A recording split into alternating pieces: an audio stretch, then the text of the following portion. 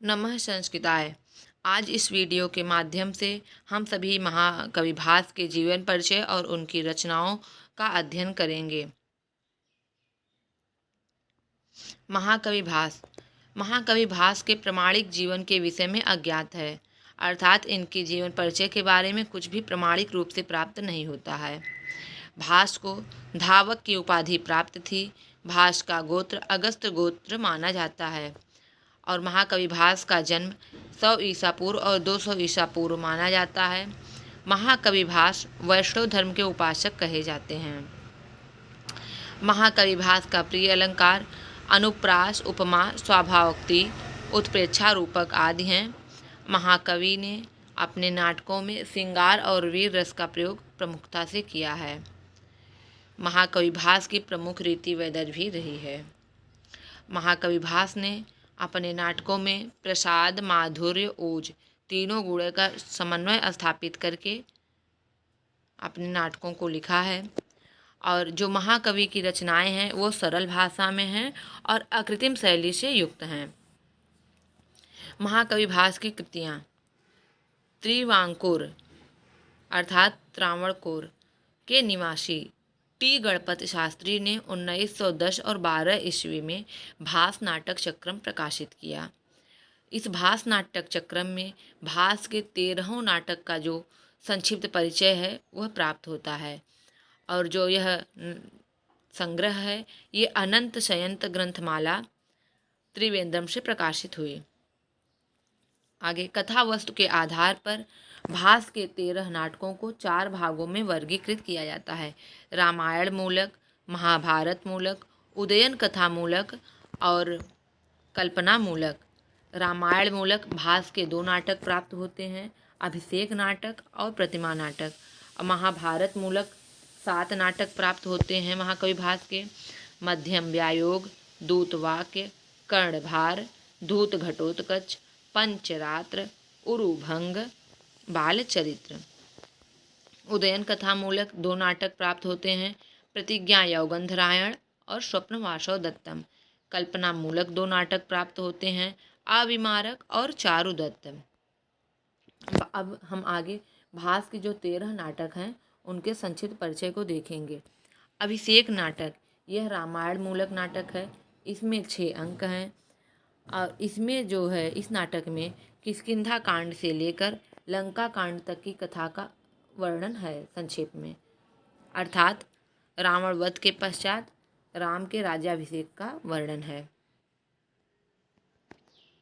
प्रतिमा नाटक इस नाटक में 7 अंक हैं। इसमें राम के जीवन का वर्णन है। मध्यम व्यायोग यह 1 अंक का व्यायोग नामक रूपक है, अर्थात जो रूपक हैं वे 10 रूपक में और साहित्य दर्पण में 10 प्रकार के बताए गए हैं, जिसमें एक व्यायोग नामक भी होता है रूपक। तो मध्यम व्यायोग जो है व्यायोग नामक रूपक है। इसमें भीम के द्वारा घटोत्कच के हाथ एक ब्राह्मण पुत्र को बचाने का वर्णन है। भीम अपने पुत्र को देखकर आनंदित होते हैं और हिडम्बा से उनका पुनर्मिलन होता है, इसका वर्णन है। दूतवाक्यम यह एकांकी रूपक है। इसमें कृष्ण जो है श्री कृष्ण भगवान वह दूत बनकर पांडवों की तरफ से संधि प्रस्ताव लेकर दुर्योधन के पास जाते हैं, इसका वर्णन है। कर्णभार यह एकांकी है।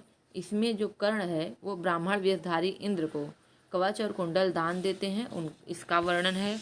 दूत घटोत्कच यह भी एकांकी नाटक है। अभिमन्यु की मृत्यु के पश्चात कृष्ण जो है घटोत्कच को दूत बनाकर धृतराष्ट्र के पास भेजते हैं और दुर्योधन जो है उनका अपमान करता है, अर्थात घटोत्कच का अपमान करता है। पंचरात्रम इस रूपक में 3 अंक हैं। यज्ञ की समाप्ति पर द्रोण ने दुर्योधन से दक्षिणा मांगी कि पांडवों को आधा राज्य दे दो, तो दुर्योधन ने संधि रखा कि यदि शर्त लगाता है कि यदि 5 रात के अंदर पांडव मिल जाते हैं तो दे दूंगा। तो द्रोण प्रयास करते हैं और पांडव मिल जाते हैं और आधा राज्य प्राप्त करते हैं, इसीलिए इसका नाम पंचरात्रम पड़ा। उरुभंग यह एकांकी नाटक है। द्रौपदी के अपमान के बदले में भीम जो है दुर्योधन की जंघा तोड़कर उसको मारते हैं, इसका वर्णन जो है उरुभंग में प्राप्त होता है। बाल चरित्र भी जो है महाभारत मूलक नाटक है।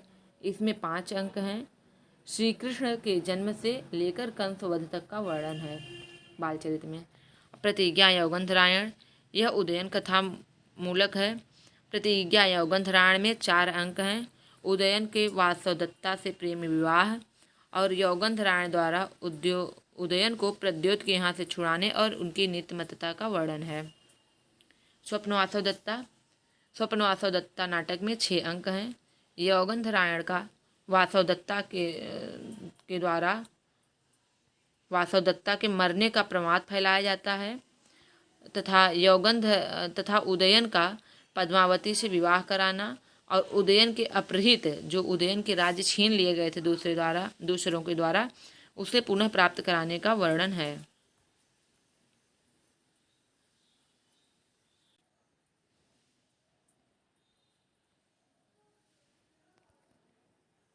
आगे दरिद्र चारुदत्त। इस नाटक में 4 अंक हैं। इस नाटक में निर्धन ब्राह्मण चारुदत्त और वसंत सेना नामक वेश्या के विवाह का वर्णन है। इस नाटक में भरत वाक्य नहीं मिलता है, जिससे यह कथा अधूरी मानी जाती है। अविमारक। इस नाटक में 6 अंक हैं। इसमें राजकुमार अविमारक का राजा कुंती भोज की पुत्री कुरंगी के साथ प्रणय विवाह का वर्णन है। इसी के साथ यह भास का सामान्य परिचय समाप्त होता है। एक चीज़ और यहाँ लिखना हम भूल गए थे कि जो भास के महाभारत मूलक 7 नाटक प्राप्त होते हैं, उसमें से 5 एकांकी हैं, जिसमें मध्यम व्यायोग, दूत वाक्य, कर्णभार, दूत घटोत्कच और उरुभंग। अगर पूछा जाता है, प्रश्न बनता है कि भास द्वारा कितने एकांकी लिखित हैं, तो 5 है।